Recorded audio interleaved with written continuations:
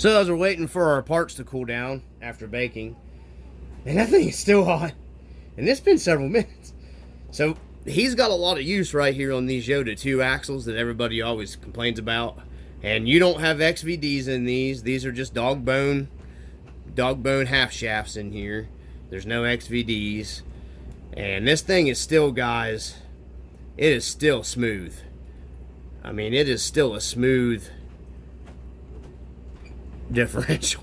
I mean, I'm barely...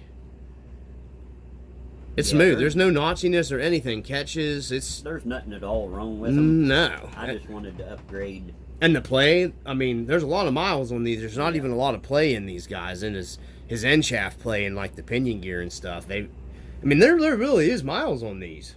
And you can see the use. They got some scuffs and stuff, you know. I mean, legit. So they've been used. But I just thought I'd share that. We'll try to get this pin out of here now that it's cooled down enough. I think. I don't think we'll put that one back in, man. I'll look and see if we have another one here when we go to reassemble. Yeah, the rear one, it came right out. Yeah, we didn't have as much Loctite on that one as we did the others.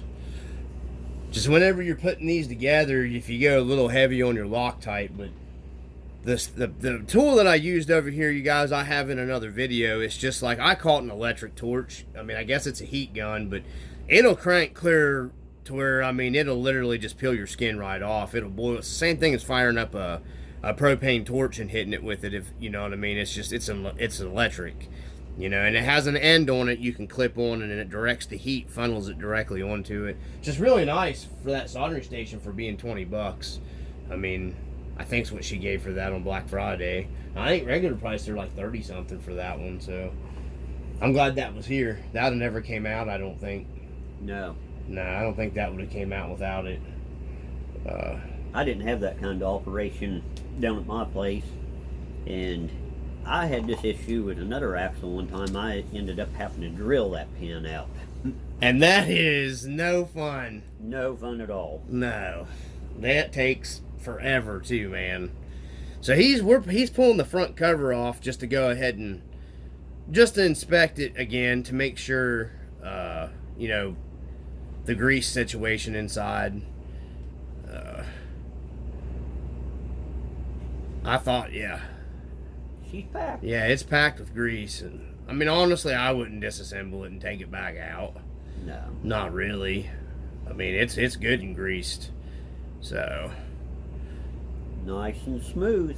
But now we're going to Loctite all the little baby itty bitty screws that go in the front pumpkin cover. What is nice about these is like a real truck, you know, if you don't have to disassemble the whole thing to pack grease up in it. You could just take your front pumpkin cover off, take your finger in some grease, and just spin your axle in the side and just spin the grease right into your ring and pinion. You'd be good. Right. I mean, sometimes I go a little overboard with grease, but we're just Loctiting, guys, all the screws. If you get an RC 4-wheel drive truck, just make sure you Loctite everything down on these things. That's the main thing. I'd rather have to heat the screw to get them out than them just, because they will fall apart on you on the trail if you don't Loctite them. And I always make jokes in my videos about buying a 55-gallon drum of Loctite when you buy a RC 4-wheel drive truck. I'm not sure if is there anything coming out of it? Yeah. Okay, good. I thought there was some left in it. We'll finish using it, and then. So I'm not going to video this whole thing. We're just going around. He's just going around the whole pumpkin and making sure all those little 1.5s are all Loctited down. So I gotta check for a grub screw here for his drive shaft, or a lock pin, I mean.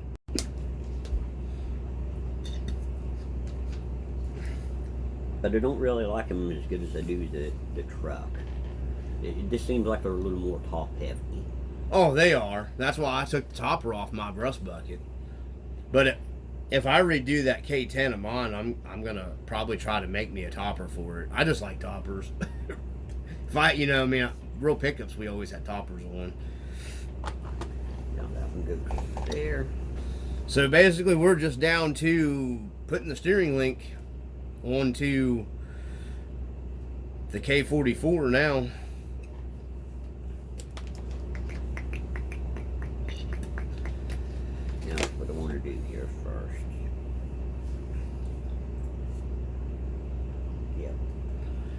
gizmo. Should be a 2 mil. Now, that's what I'm going to do. I'm going to cheat. Oh man, I got the hiccups. I'm going to start this through first. Yeah, clear out that coating they put on it. I guess it's powder coating. I don't know what that is they put on the front and rears. Right like so.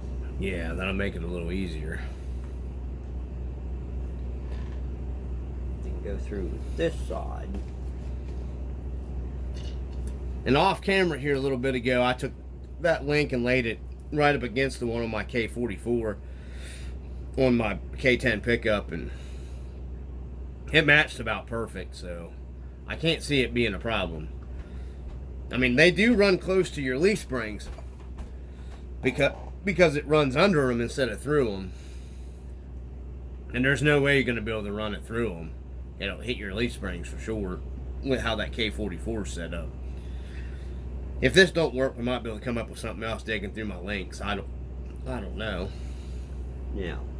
On another note, if you guys need grub screws for your axles, or not axle, drive shaft, Red Cat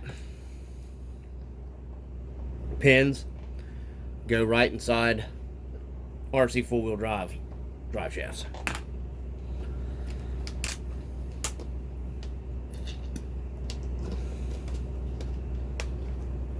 Notice the Loctiting. That's what always kills me about people when they get these Rc4wd drive trucks, man. They just take them out of the box, throw a battery in it, and expect it to, you know what I mean? Pretty much any brand. It don't matter. You gotta check them. I mean, I've owned everything, man. Axial, I've had stuff fall off brand new out of the box. I think this one is out. It may be about out. Let me shut this off. God, back to the Loctiting. We ran out.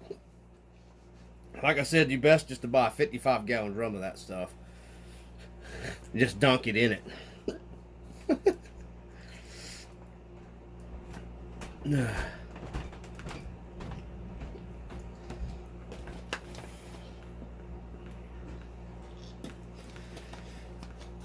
So running the performance trucks that we've been running lately and then running back into the scale trucks, what's your opinion on that? After running yours at the course and stuff. I like them both. I did this completely wrong. What'd you do?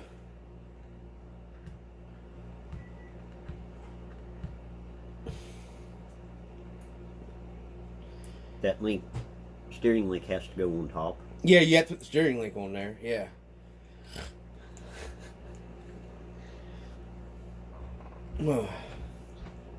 So, disassembling again. What's hanging out of this? Oh, okay, I see. Never mind what I was looking at there.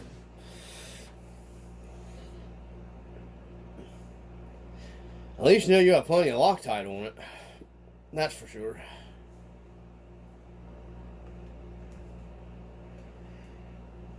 Oh man, I can't get rid of these hiccups. So running your scale trucks down there at the course that you built, that we've been running at, your scale trucks pretty much ran through the whole course, didn't it, with no problems? Oh yeah. Yeah, the scale truck goes right up over just the same as the link. Yeah. I mean, you just got to take a little more time, but a little more time consuming, but kind of makes you enjoy it a little bit more. It though. does. That's what I like about the scale trucks. People always make comments about don't flex this, don't flex that. Take a real Toyota pickup truck out in the real world with leaf springs on it and try to climb some big rocks. Jeep's the same way. I mean, I have 2 YJs and a CJ5, and they don't flex. That's why they ride rough. I call them the mixer. Crap, my stomach problems, I ain't even been able to drop my YJ. Hurts my stomach too bad, bounces you around. Throw some positive arch leaf springs into the mix, and it's even worse. I get about 2 inches of travel out my real Jeep, so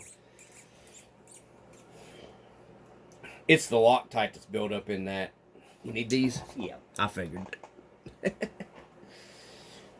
we laced the Loctite to those when we put it together the night we were over there doing that video.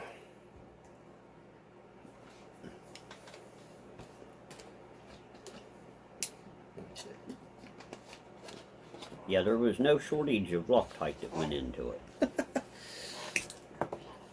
I'd just rather not have mine falling apart, you know, and problem is that Loctite runs down in everything. So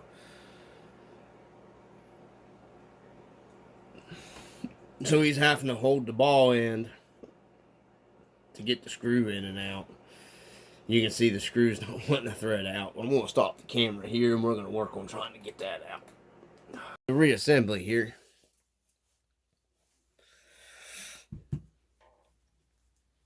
Yeah.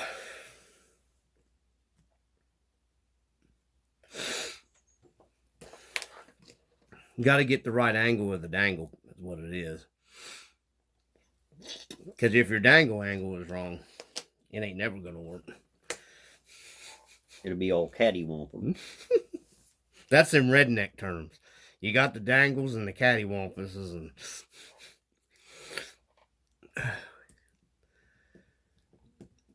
But I'm pretty sure this will work. I'm pretty confident. I've only been wrong once. Should have done a live feed for this is what I should have done. And just snub her up. With all that Loctite on there, she'll never go nowhere. But in all seriousness, what is nice about these scale trucks, man, is it really does slow you down. Yeah. It makes you kind of enjoy them a little bit more. And then, I mean, yeah, they're a little more pricey. They're a little more expensive. Their parts are a little more expensive, I guess, for them. Not really. Not really, though. No. I mean, not when you really start getting into that performance stuff. I mean, it don't take long when you start adding up. And really, like these K44s, and compared to when you start talking about like Vanquish axles or even these other axles that they make, man, even the knockoffs. I think I paid more money for them knockoff Rock Jocks than what you paid for these. I think I ended up giving $150 for those poser axles. I mean, which have been fine, by the way. I'd almost like to put a set of those under one of these trucks. And now they're making the Vanquish Yota scale. Vanquish makes a Yota, like an F10 or like an F10T. Right. And this company called Jack Racing's making mounts that you can put to run your leaf springs on there. And they're actually, those F10s, man, I don't want to say they're more of a scale Toyota replica axle, but they do look pretty good, man. Because I thought about buying me a set of those. I can see the Loctite coming out of the bottom of it. There we go. Back out. You can see the Loctite coming out of it. It's coming, it's bunching up in your pivot ball. That's what it is. See your pivot ball spinning. Yeah. I don't know if I might have to get a hold of it with the needle nose for, I don't know.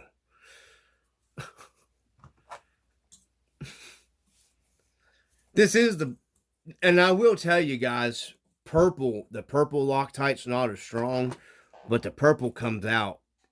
It'll unthread easier with the purple, and the purple will fall out a little more than the blue will. So when you're assembling this, I would recommend using the blue, but you can use purple. Purple's real good for the bead locks and stuff of that nature. I mean, I don't even bother. I go straight to the blue even for my wheels now because I don't want my stuff falling apart when I'm out there on the trail. Sometimes I get rambunctious. I think she should work, man. You got full steering, nothing hitting, right?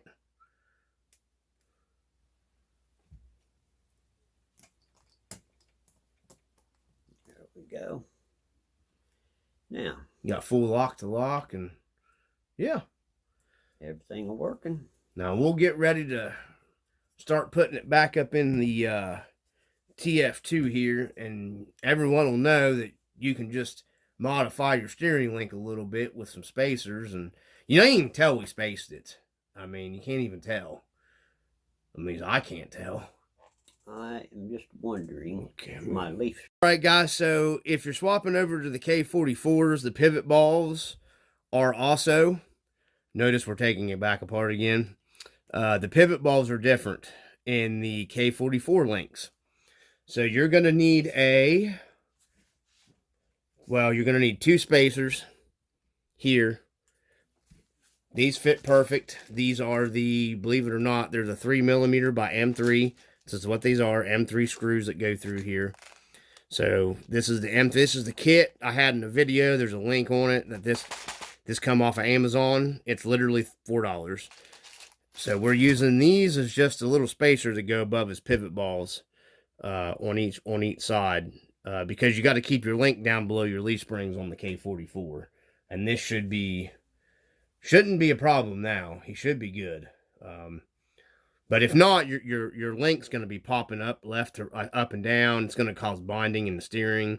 It's going to hit your leaf springs.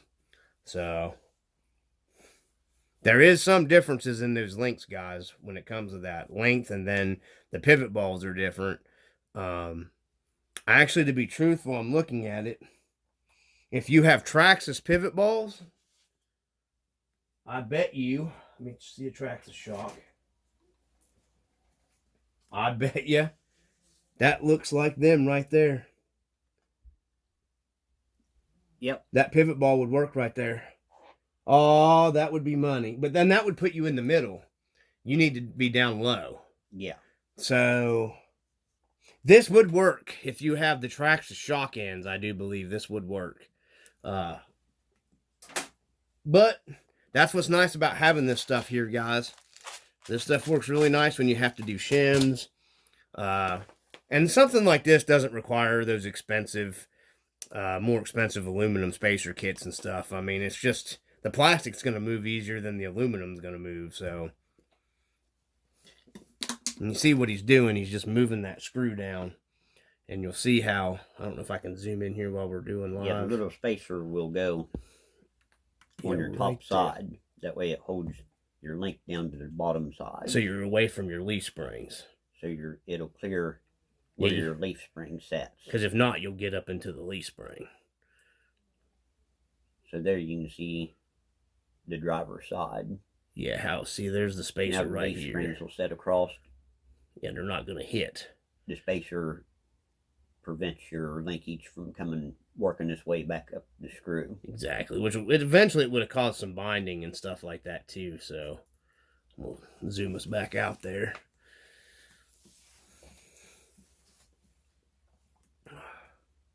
So we're going to get these spacers in, and then I'll start recording again when we start getting the rear end back under, or front end back under the truck.